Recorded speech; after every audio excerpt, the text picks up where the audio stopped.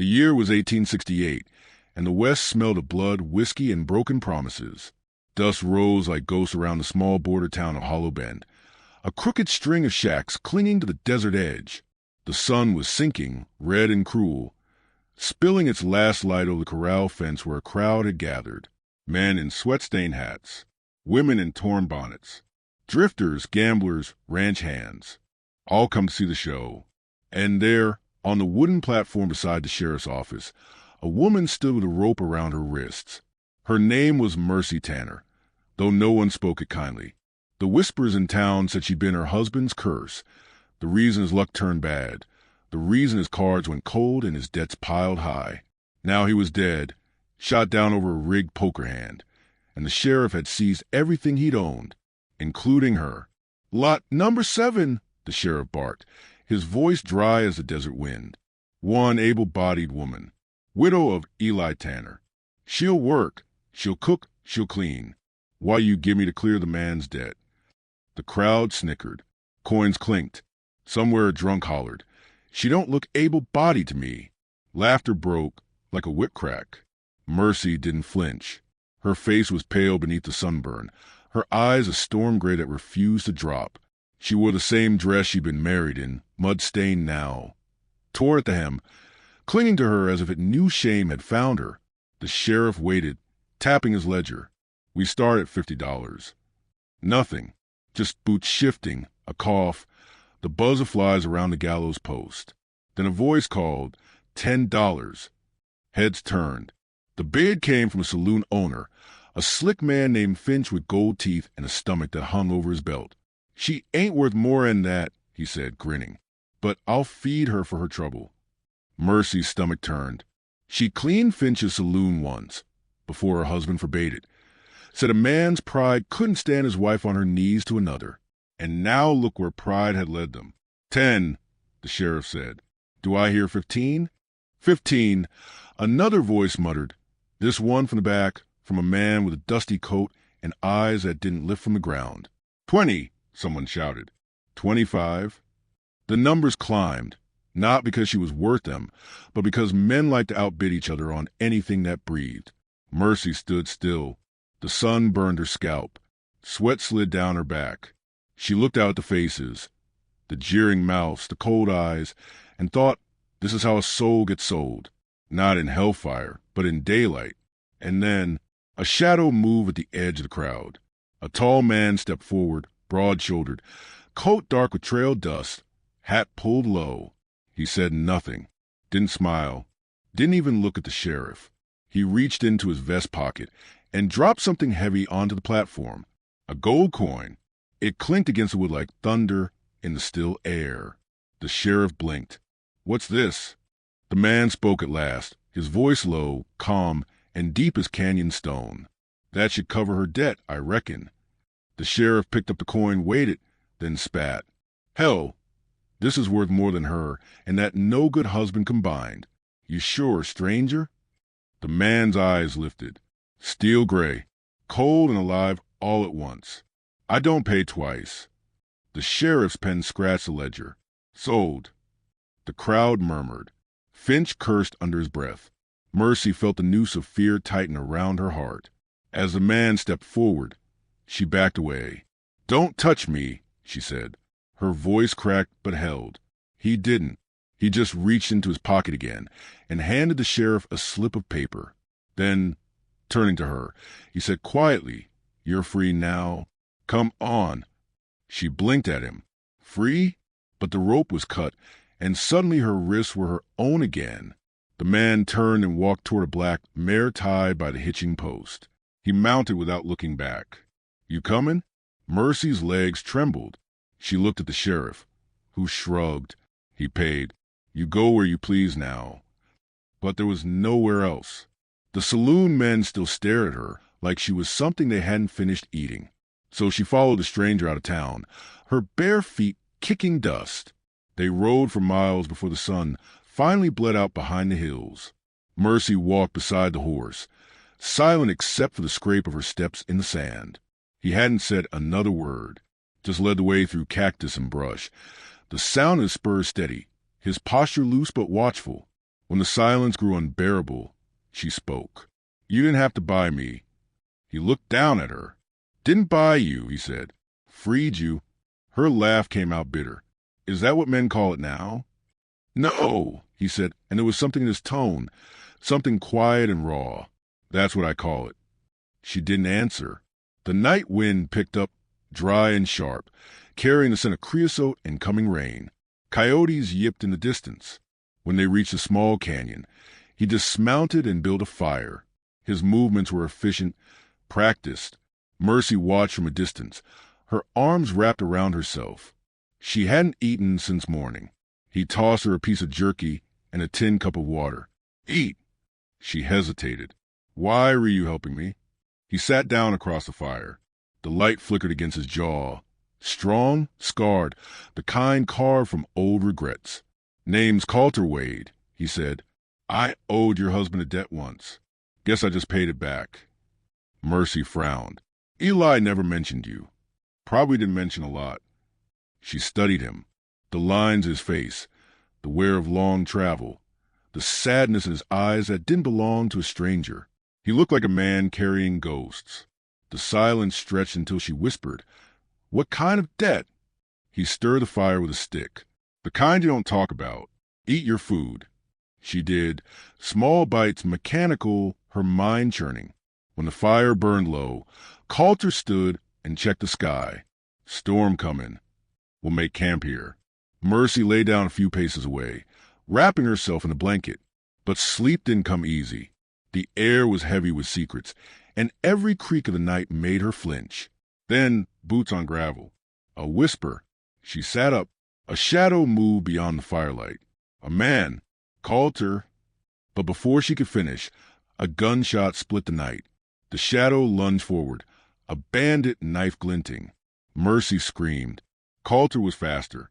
His revolver flashed once, twice. The man stumbled, fell face first into sand. Silence swallowed the echoes. Coulter crouched over the body. Followed us from town, he muttered. He turned to her. You hurt. She shook her head, clutching her blanket. Her pulse thundered. Coulter dragged the body into the dark. When he returned, his face was unreadable. Get some rest, he said. We ride early. Mercy stared into the dying fire.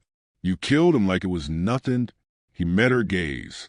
Wasn't nothing, but it was him, or you. She swallowed. You could have let him take me. Save yourself the trouble.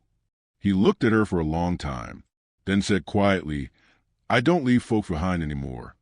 Dawn came red and cold. The desert shimmered with heat and mirages even before the sun broke the horizon. Coulter packed a horse. Mercy hesitated, staring at the blood-dark sand where the bandit had fallen. You coming? He asked. She nodded, but instead of walking, she reached for the horse's stirrup. He lifted a brow. You said I'm free, she murmured. Then I'll ride. For the first time, he smiled. Barely, but enough to show something human beneath the hard shell. He offered his hand, and she took it. The horse shifted as she climbed up behind him. She held the saddle horn, not him. The trail stretched ahead, endless and merciless. Where are we going? She asked. West, he said. Always west. By noon they reached a ridge overlooking the valley. The world below glowed gold with dry grass and scattered cottonwoods. A hawk circled above them, screeching once before diving out of sight. Mercy closed her eyes, feeling the wind whip through her hair. For the first time in months, the air didn't smell like a man's sweat or a room full of debt. It smelled like freedom and fear. She whispered, almost to herself, Why'd you really help me? Coulter's voice came low behind her. Because once, someone should have helped me, and didn't. The horse trotted on, hooves thudding like a heartbeat. That night they camped by a narrow creek. Firelight flickered over their faces, hers cautious, his distant. Mercy sat close to the flames, rubbing her wrist where the rope had burned. Coulter watched her a moment, then said, You're strong. She gave a humorless laugh. Strong? I was sold like a mule. He shook his head, and still standing. That's strong enough. She stared at the fire. You think freedom means something? Out here. He poked the coals, sparks flying up like tiny stars. Freedom's the only thing worth dying for. The silence that followed wasn't heavy. It was alive, full of things neither dared to say.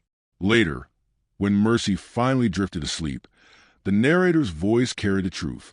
They said the frontier made men hard and women silent. But out there, under the wide black sky, two broken souls rode west, one seeking redemption, the other just a place to start breathing again. And the desert, cruel as it was, would test them both. Because sometimes freedom doesn't come gentle. Sometimes it rides through smoke and gunfire and whispers your name at dawn. The storm came before dawn. Thunder rolled like cannon fire across the valley, and lightning split the horizon into jagged veins of light. The wind howled through the canyon, carrying sand that cut like glass. Coulter woke before the rain started. He was always awake before trouble. "Up," he said, shaking the tarp free from Mercy's shoulders. "We ride for higher ground." She blinked the sleep from her eyes, hair whipping in the wind. "It's still dark. So's the river when it floods." They broke camp fast, packing what little they had. The mare stamped and snorted, nervous as the first drops fell heavy and cold. By the time they reached the old stagecoach trail, the rain was a wall. The world blurred to mud and motion. Mercy clung to the saddle, soaked to the bone, her breath coming in gasps. The sky looked ready to break in two. "There!" Coulter shouted over the thunder. He pointed to a half-collapsed way station on a rocky rise, a broken husk of a building half swallowed by sagebrush. They burst through the door, dripping, coughing. The roof leaked, but the walls held. Inside smelled of wet wood and ashes. Someone had once lived here, long ago. Mercy dropped her soaked shawl, teeth chattering. "You always know where to hide." "Been running long enough," he said, setting down his saddlebag. She shot him a look. "From who?" He didn't answer, just knelt to start a fire. The flames came slow, orange and uncertain. Mercy sat across from him, knees drawn to her chest.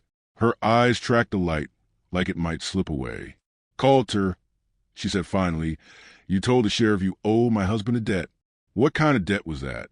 He froze, hands over kindling. "Truth," she pressed. "You saved my life. Least you can do is tell me why." He leaned back, shadows cutting deep across his face. For a moment, she thought he wouldn't speak at all. Then quietly, "I rode with Eli once, years back." Her breath hitched. "You what?" "Before he had you, before he wore a wedding band or a conscience. He ran with a crew out of Kansas, rustlers, bounty jumpers. I was one of 'em." The fire popped. Rain hammered the roof. Coulter's voice stayed calm, but his eyes, cold gray, like stormlight on stone, carried the weight of what he didn't say. "One night, we raided a Cheyenne camp. Took what we wanted. Gold. Horses. A woman tried to stop us." His jaw tightened. "She had a boy. Couldn't have been older than 5. They both died before morning." Mercy's heart twisted. "And you were there?" I pulled the trigger. He didn't flinch. Didn't know her name. Didn't ask. That was the kind of man I was. Silence pressed thick between them. The fire hissed. Mercy looked at him. This man who had freed her, fought for her, and for the first time she saw the shadow beneath the hero. "Why tell me now?" she whispered. He stared into the flames. "Because I've done things worth paying for. And maybe saving you was part of that." They didn't speak again that night. When the storm broke by dawn, they rode out under a gray sky. The land was slick and raw, the river swollen and angry. By noon, the air felt wrong, too still. "Coulter?" Mercy asked. "You hear that?" He halted the mare. The only sound was the drip of water from the trees. Then hoofbeats, distant, growing fast. Coulter's hand went to his revolver. "We've got company." A second later, the first bullet whined past his ear. "Down!" Mercy dove as gunfire tore through the trees. The Tanner gang had found them, Eli's old partners, their faces meaner and thinner, eyes burning with greed. "There they are," one shouted. "She's got the map." Mercy's heart pounded. "Map?" Coulter returned fire, quick, precise. The thunder of his revolver echoed off the canyon walls. "Stay behind that log," he barked. "I can shoot," she yelled back. "Don't argue." But she already had the rifle in her hands. The gang's horses burst through the brush, mud flying. Mercy aimed at the lead rider, her arms shaking, breath ragged. She squeezed the trigger. The shot hit the man square in the shoulder. He toppled backward, crashing into the mud. Coulter looked at her, stunned for half a breath. Then grim smile. "Guess you can." They fought side by side until the gunfire faded into silence. Bodies lay still among the wet grass.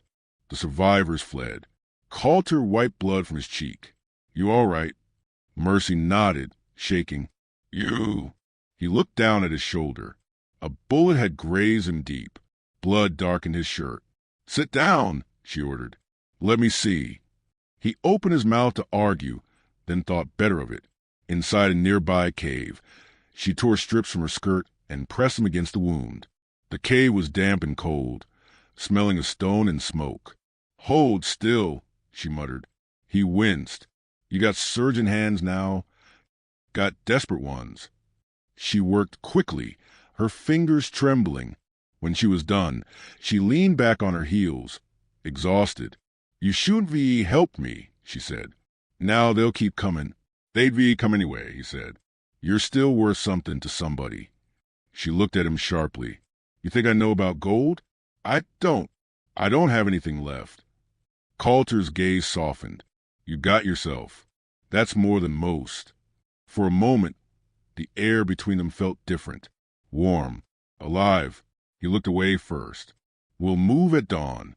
River's our best bet to lose their trail."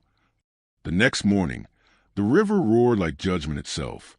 It cut through the valley in a muddy torrent, swollen with the storm. Fallen trees and broken branches churned in the current. Mercy hesitated on the bank. "We'll never make it." "Only way across," Coulter said. "Hold tight." He spurred the mare forward. The horse plunged in, water rising to its chest. The current slammed into them, wild and merciless. Mercy clung to Coulter's back, every muscle screaming. The river swallowed her breath, her thoughts, her fear. Then the horse stumbled. The current tore them apart. Mercy went under, the world spinning black and cold. Her lungs burned. She reached for anything, branches, air, life. A hand grabbed hers. Coulter, his eyes fierce through the spray. He hauled her up, both of them gasping, coughing. The horse was gone, swept downstream. They crawled onto the far shore, shaking, mud-smeared, half alive. For a long time neither spoke, just the sound of the river raging behind them. Finally, Mercy whispered, "Why do you keep risking your life for me?" He leaned back, eyes closed, voice rough. "Maybe I'm tired of losing people I could have saved." They found shelter beneath a rock ledge, shivering around a small fire built from driftwood. Mercy's clothes clung to her, skin raw from the cold. Coulter's wound had reopened, blood seeping through the bandage. She crawled closer, checking it. "You'll bleed out if you don't rest." He gave a half smile. "You bossing me now?" "Someone's gotta—" Her fingers brushed the skin, hot and fevered. He caught her wrist gently. Their eyes met. In that moment, something passed between them that didn't need words. Not desire, something deeper. The quiet understanding of two people who'd already lost everything once and somehow found a reason to keep breathing. She broke the silence first. "You think there's a place left in this world for folks like us?" Coulter stared into the fire.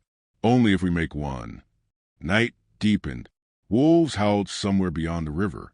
Mercy leaned her head against the rock, exhaustion pulling her under. But her mind stayed awake, replaying the day, the gunfire, the flood, the way Coulter had held on to her like she mattered. The narrator's voice settled in, quiet and reflective. "Sometimes redemption ain't a prayer. It's a hand reaching through the dark, pulling you out before you drown." Mercy didn't know where the trail led, but for the first time in years, she didn't care, because riding beside her was a man who'd already been through hell and chose to turn back for her. By dawn, the storm had passed. The world smelled clean, like wet earth and second chances.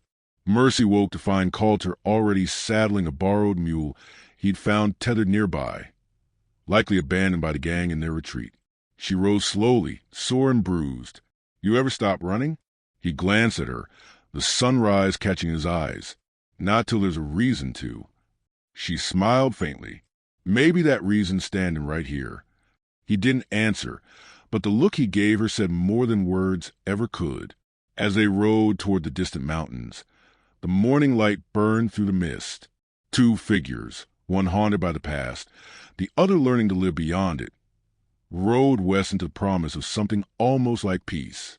"Freedom's never free," the narrator whispered. "It takes a piece of you with every mile." But for Mercy, Tanner, and Coulter, that price was the only thing left worth paying. The morning broke over Willow Creek with a cold wind and a silence that didn't belong. The sun struggled to rise, hidden behind a pale fog that clung to the hills like ghosts unwilling to let go. Mercy sat on the porch, her shawl drawn tight, the smell of gun oil and pine drifting from the barn where Eli cleaned his rifle. It had been 3 days since the ambush at Ash Ridge. 3 days since she'd stitched a bullet wound on his shoulder, while he gritted his teeth and refused to let her see the pain. Now, both of them knew it was coming, the reckoning they couldn't outrun. Eli stepped out of the barn, his frame tall and shadowed by the dawn. He looked older somehow, the kind of older that comes not from years, but from loss. "They'll come through the creek," he said, voice low and sure. "It's the only way in." Mercy's hands trembled on her lap. "How many?" He looked toward the tree line. 5, maybe 6. Harlan would be with them. She closed her eyes at the sound of that name. The man who'd bought her, beaten her, treated her like less than flesh. The man who'd sworn he'd take back what was his. She'd thought she could hide forever, that the frontier's wide silence would swallow her past whole. But evil had a way of finding a trail. "Lie," her voice cracked. "If he comes for me." He turned to her, crossing the porch in 2 strides, his gloved hand finding hers. "No, not if, when." His blue eyes held steady, softer than she'd ever seen. "You're not running this time." Mercy nodded, but her breath came shallow. The air was heavy with something she couldn't name. Fear, maybe, or fate. By noon, the light had turned hard and thin.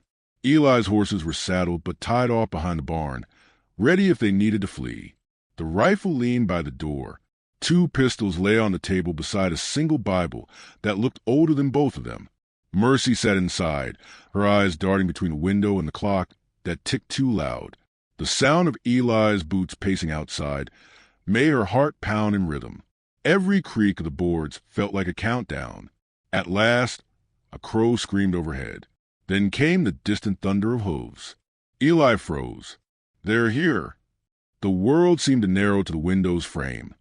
The dust cloud rising from the creek, the shapes on horseback, the flash of metal under the noon sun. 6 riders. Harlan in front, his red bandana and long black coat flapping behind him like a banner of death. Mercy felt her throat close. Her fingers reached instinctively for the small knife Eli had given her. "Get inside," he said, though she already was. "And stay down." "Eli." He turned to her once more, his hand brushing her cheek. "I told you that day at the auction, I didn't buy you. I freed you. Don't you forget that." Then he stepped out into the open.